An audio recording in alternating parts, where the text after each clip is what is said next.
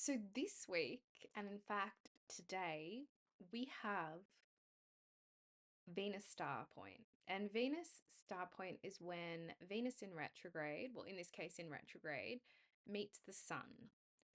And why this is so important, because that might just sound like nothing. It's like, yeah, great. Venus is like never far from the sun. So why would that be something we'd be focused on? Well, the last time Venus met the sun in Pisces around this point was 8 years ago. And so, what is happening today, and you probably felt it last week, and even kind of since the beginning of March, is there's a huge rebalancing and wrapping up of an 8 year cycle.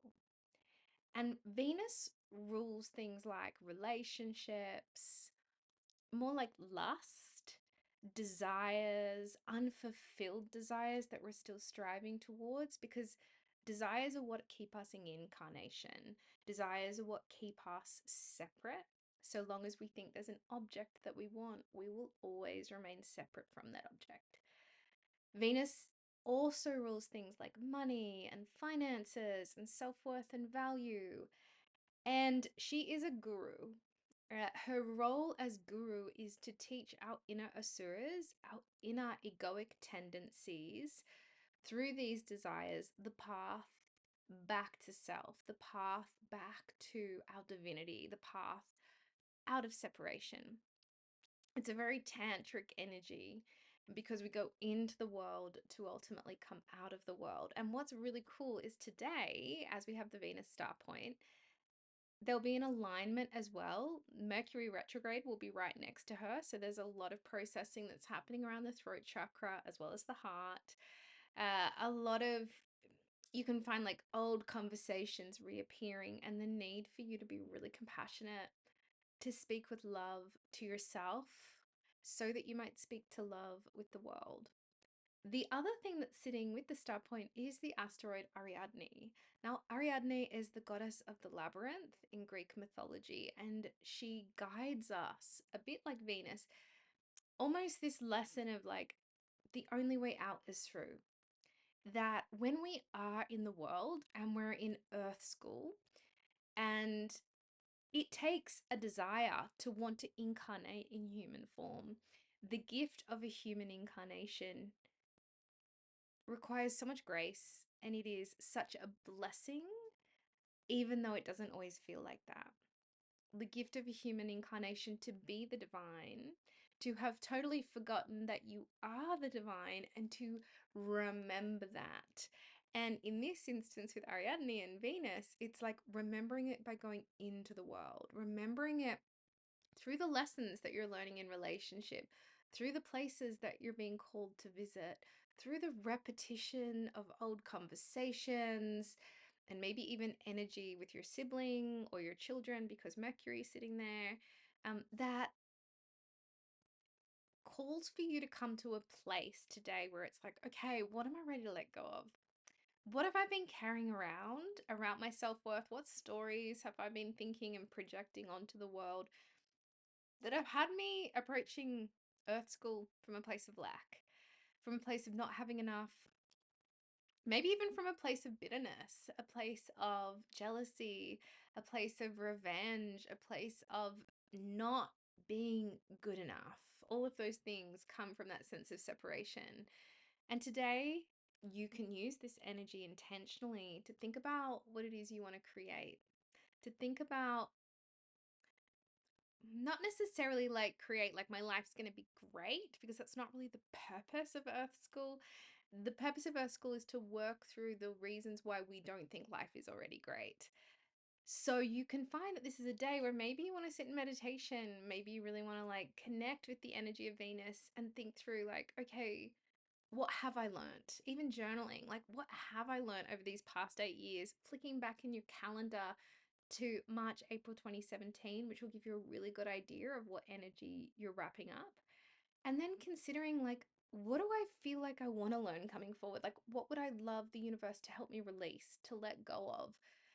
Remembering that although there's all these distractions in the world, we're constantly distracted. It's a part of the divine dance that we do with ourselves, because everyone is us and everything is us. But at the heart of it, the sole reason for incarnation is to realize the divine within. It's not about finding love in someone else, which is impossible. It's not about getting a promotion or being a CEO. It's not about earning heaps of money. It's not about reuniting with your family. It's not about moving countries or changing what your house looks like. Those things will happen if they're karmically there to happen for you. But underneath it all, this life is fleeting. And the opportunity in this life is to realize and to see the divine in everything, starting with yourself. When we see the divine from within, we see it in everything. And that might just be like small moments of divinity in like a sunrise or a sunset or in connecting with someone. Remembering not to get wrapped up in the fact that that external thing hasn't created that sense of divinity, that sense of love and compassion within. It's simply drawing your consciousness to the place where it already exists. And as we focus on that, through devotional practice, through whatever it takes, through simply surrendering to the fact that this is something that might become a larger part of our lives if it's what the divine within us wants. And so it grows and grows and grows and grows. And so that's how I'd be thinking about today and what's coming up this week. So tomorrow, and we're still feeling that energy today. Tomorrow, the sun is sextile Pluto. And I want to say, like, everything that's happening. So Venus is sextile Pluto, Mercury retrograde is sextile Pluto, and they're all sitting with the sun. And this is great because it's almost like having the ability to transmute what's coming up really, really quickly. So the ability where, say you're understanding like what the universe is showing you, you're understanding the blocks that you've got to love that are naturally coming up with Venus star point and with the sun, the energy, that harmonious energy to Pluto is allowing that pain to be alchemized into something else. And within that, you can find that there is a vastly different approach that starts to emerge within you to how you think about the world, particularly the material world. And that can show up in your work, in how you handle responsibility, considering that there's no such thing as hierarchy because we're all equal. But equally, it can show up in your connection to the self, your connection to earth. And I feel like it's a strange thing to say, but with all this energy happening in Pisces, there is the ability to rewrite old ancestral programs. Like ancestral programs of lack, of not being enough, of needing certain things in order to feel complete in life, which is not true. So just know that. So on Monday, we're really going to get that hit of Pluto. If you can't feel it already, it's really juicy. Like when Pluto's working in harmony with planets, oh, it feels so good. And it's a collective energy. It's like a draining of hierarchy, a draining of authoritarianism from within, a draining of like the ego needing to prove itself. And instead, it's like, hey, like, what if you have enough right in this moment, right now? And so on Tuesday, that will continue to build because the sun will have Cazimi, like a Cazimi, like we do today. And Cazimi just means like the sun is conjunct a planet. We're seeing the heart of its energy. And so on Tuesday, the sun will be conjunct Mercury retrograde. Yes, if you didn't know, Mercury is in retrograde, sitting next to Venus. So just don't be surprised if like communication is a little bit funky, if there's people from your past popping up on top of having Venus there. Very often it would be like people that are somehow related as a part of the life lesson you're here to learn about your worth, your value. That often means people we've been in relationship with, particularly intimate relationship. It's a great way to really bring stuff up. Now, the sun sitting with Mercury retrograde on Tuesday and with Venus and also sextile Pluto, it can help us see what we're working through around the voice and the intuition, because this is happening in Pisces. So where are we blocking our intuition? Also, what ancestral programming have we taken on where maybe we fear that part of ourselves? Like, if I fully accessed that divine wisdom within, not the ego's version of intuition, which is like um projecting more worlds through its thoughts, through its belief of other realms, because that's kind of just as messy as Earth School. But when we hook into that intuitive energy, that intuition which shows us where there is unity, that shows us we're divine, that shows it's all one, that almost reduces the world back down to a place beyond words.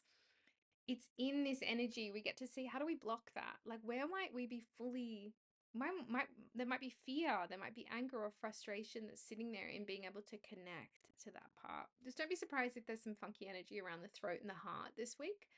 I would be saying, if that shows up for you, there's stuff really clearing. Then on Thursday, Pallas Athena, the asteroid, will be square Hecate. I find there's like a really beautiful meeting of the two aspects of the Divine Mother. And this is like, where are you holding yourself back from following a path? Because maybe this path is going to mean that you have to step away from what everyone else is doing. Maybe it means that you're going to have to really navigate from the heart, navigate from within you, not from what everyone else is saying around you.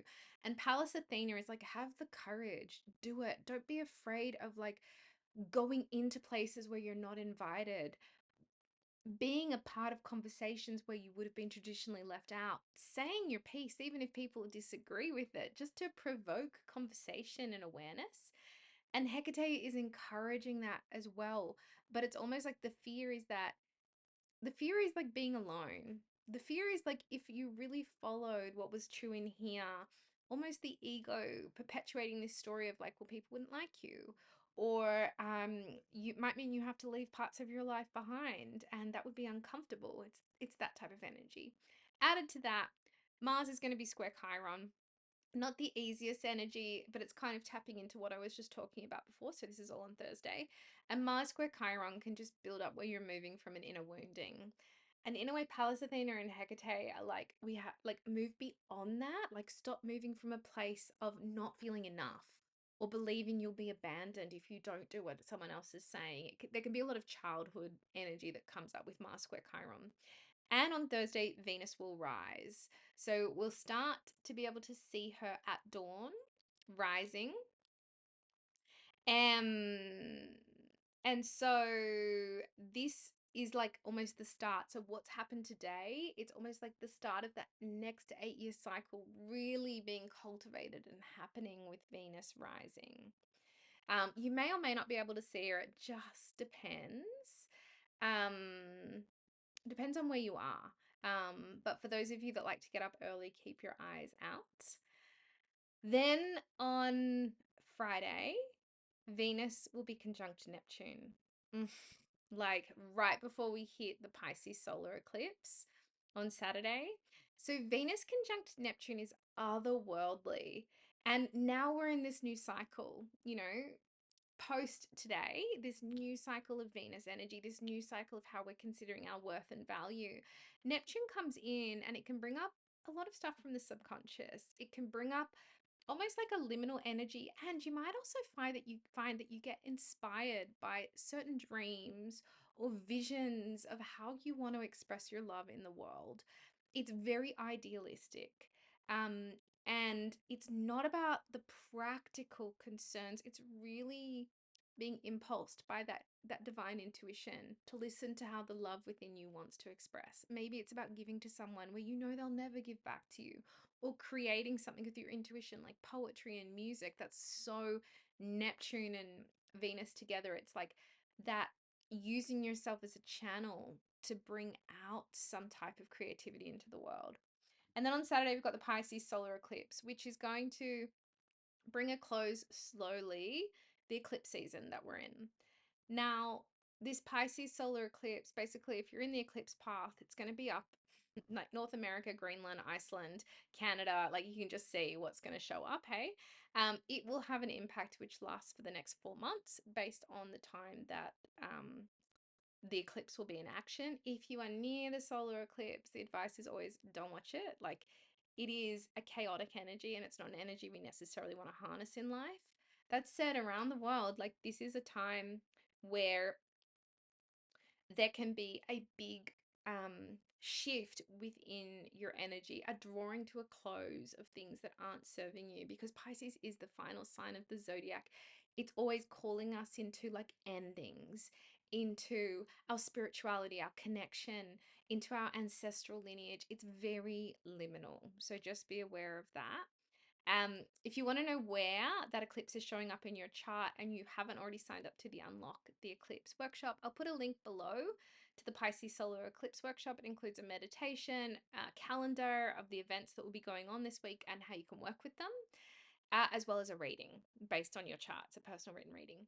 Finally, in April, on the 14th, myself and Siddhi Shakti, who is a mantra teacher extraordinaire and sound healer, are going to be running a 9-week course on the Navagraha, which are the 9 planets in Vedic astrology. Siddhi will be essentially teaching us the mantras, the sound vibrations that go with each of the planets to help activate and strengthen them within us, because we are the cosmos as well as that. We reflect the cosmos. And I'll be talking about the astrology, particularly drawing upon ancient Vedic texts to help understand the ancient knowledge, the uninterrupted intelligence that was gathered by the rishis and sages about the planets. You don't need any astrology experience to come to the course. It's an hour and a half live every Monday evening, Eastern Australian time. And if you can't make that, there'll be a recording sent. So anyway, I'll put a link below. So if you're interested, check it out. Otherwise, have a great week.